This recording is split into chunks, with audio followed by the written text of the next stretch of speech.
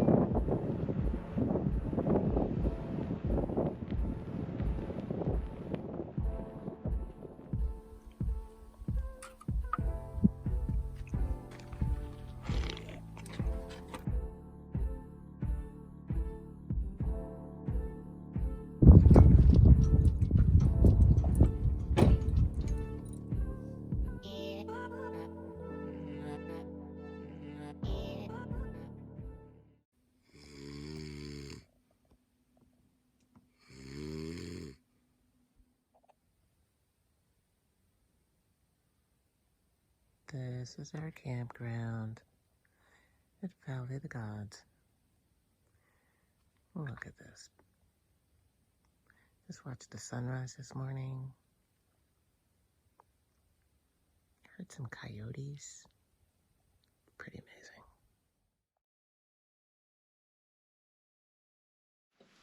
Hey guys, welcome to Skyways to Highways, my little galley kitchen here. We are coming to you today from Valley of the Gods. It is probably the most beautiful scenic spot that I have ever had the pleasure of cooking in, and you really must see this place. We're just going to make up a little Sunday brunch here. I won't bore you with a whole lot of chatter. I'm going to get down to business and start cooking, but I'm going to be using today a couple of my favorite products for this breakfast quesadilla that I'm making here. Recently I found MOONFLOWER co-op.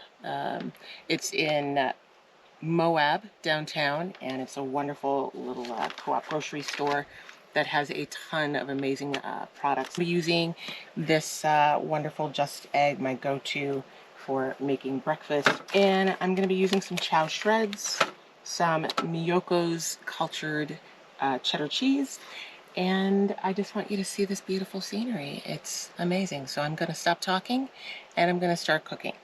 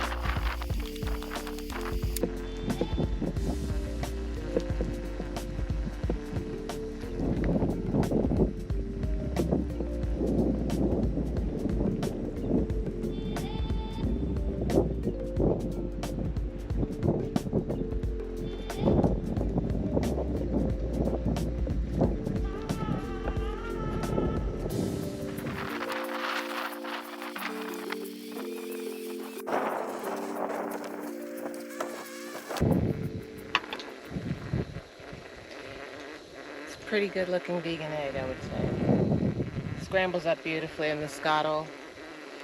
This is going to be a nice quesadilla. So I'm just going to take my scramble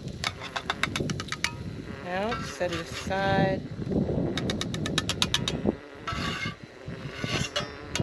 Along with the rest of my ingredients.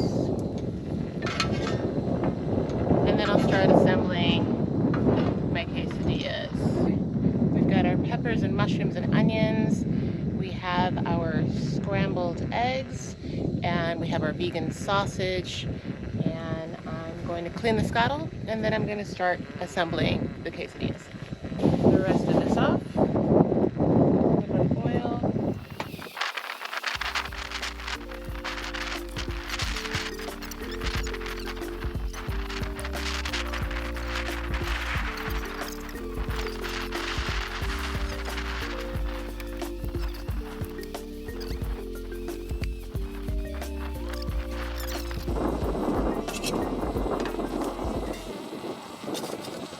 You know, there's a little bit of a sweet spot in here, so just turning it to make sure that it cooks evenly. Pull it back on.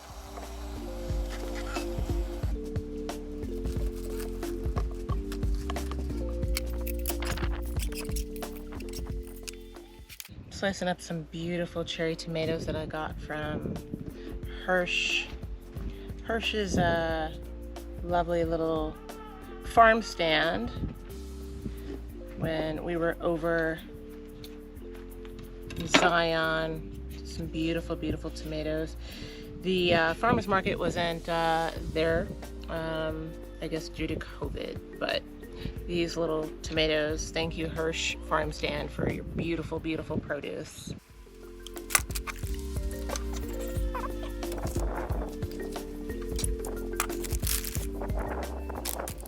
I think I'm good. Sweet. Mine's best. I win. Winning. Got a few fresh herbs here. Put some lemon thyme on here. And I'm going to try and make mine a little bit prettier. Little wild brine salsa over top. I don't know if you guys can see this well with all the sun, but it's absolutely, it looks amazing, and hopefully it's gonna be delicious.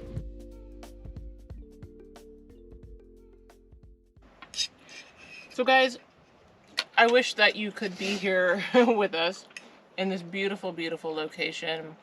I mean, it's absolutely stunning, but hopefully this video gives you an idea of how gorgeous Valley of the Gods is, and you know, also an idea of the kind of food that you can cook on the road. I mean, it's just a matter of you know, preparation and a little forethought, but you can make some pretty kick-ass meals.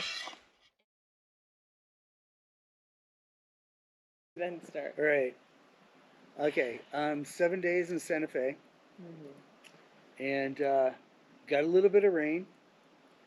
Some psycho mushroom person that I happen to know ran into somebody that taught her how to forage for porcinis. Yes. And That started my obsession. It became an obsession. Pretty much. And I'm still obsessed, but here I am in the desert Right. And tired of porcinis.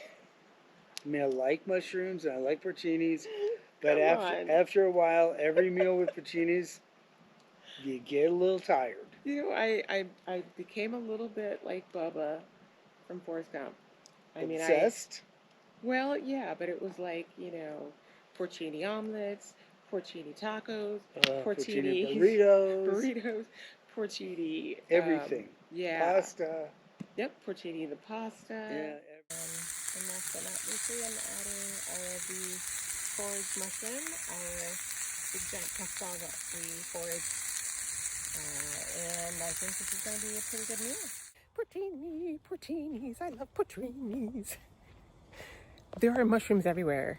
Like, you got to see this place. It's like a mushroom lover's paradise. Crazy. Look at this. Everything. I mean, it was good. Delicious. Don't get me wrong. It was good. But after a while, if you have porcinis for every meal, you kind of get tired. I don't see the problem. Anyway, I could go on about mushrooms. I love them. So almost as much as farmers markets. No, anyway, moving on a little bit. Yes. After 7 days there, we finally moved on to Sedona. We found a nice campground halfway up, 3/4 the way up the mountain. from Sedona. I'm assuming, yeah, 3/4 of the way up from Sedona. So it was probably about 20 minutes to Sedona from there, for the simple reason why there was a lot of switchbacks going down the hill. Sedona as a town, touristy. Yeah, you know, it's basically a town just built for the sole purpose of tourism. And, you know, not in a manner of like big box, there weren't big box stores like Target, just not our type of town. As soon as you got outside of town. Oh my God. It was beautiful. Phenomenal. I mean, the whole area around town was beautiful. Yes. You know, up in the mountains, it was beautiful. So, vortexes. Chasing vortexes. Yes. We chased 4 of them. Yes. We think we accomplished 2 of them. Maybe. Well, you know what? Maybe only one, because one of the vortexes, like you have to get this map. You have to figure out exactly where the point of the vortex is. You can be in the vicinity, but in order to get the full effect of the vortex, you have to be right on top of the vortex. Yeah, I'm not really sure. I don't know. So we didn't know that until like the 3rd one that we went to. So I think we only did really truly accomplished 1. We might have accomplished 2. The airport vortex we may have accomplished. Okay, next, Grand Canyon. Mather's Campground had no reservations. We haven't had reservations anywhere yet. We showed up. They were super nice. Found us a good spot. Wildlife walking through the campgrounds everywhere. It was amazing. Very cool. Elk and deer. Of course, all of the ravens. They were funny. Yeah. Yeah, it was really nice. You know, I was kind of wondering whether it was going to be, you know, you always hear stories about the Grand Canyon and all the tourists and kids everywhere, and I was expecting a little bit of madness, you know, that type of amusement parky type of great adventure madness. No, but it wasn't. Evidently, we've been traveling in the off season, which surprises me. Except for Zion. Well, we'll get into that. I don't think they have an off season. But then the Grand Canyon wasn't not nearly as busy as we thought it was going to be. No. We stayed 3 nights. Met some they're awesome people, Mina and Mikey, the cutest couple. Yeah, very cute couple. The cutest couple. Very cool couple. Anyway. So anyway, that's the Grand Canyon. And we're moving on from the Grand Canyon. I think that's it for now. We'll work on our other adventures as our adventures continue.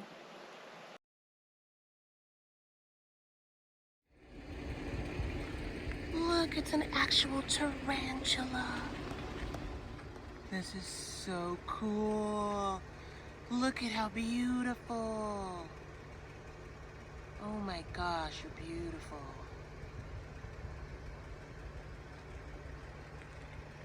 Look at how pretty.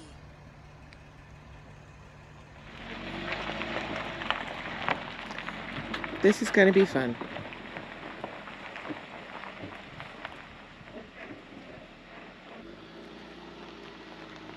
Good. Good.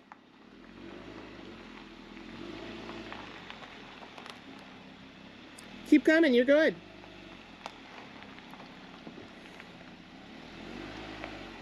Now, babe? Yeah? How do you think you're going to get around? That's just, I don't know. Okay, so if you instead of backing straight that way, because this will be a tight turn to go that way, if you back it a little bit more into that way, not that bush, but over there, look how much space you have. I think if you back in there, in between, you'll be wide enough. You'll be wide enough to just go straight this way. But I don't know if I can do that. That's the problem. Yeah, you can. I have faith. Let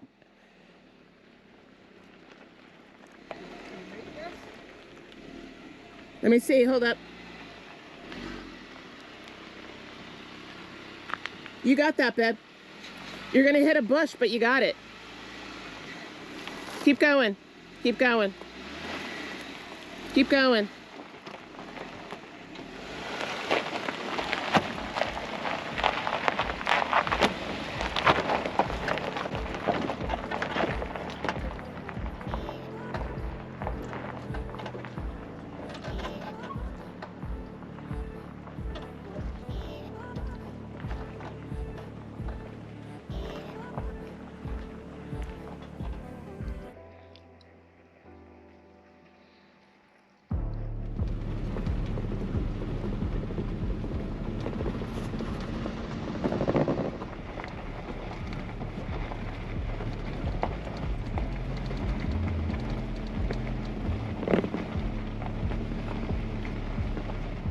that RV. He got beat up on the way back here, I'll bet. Yeah, he might get done probably. Oh, that's Mexican hat.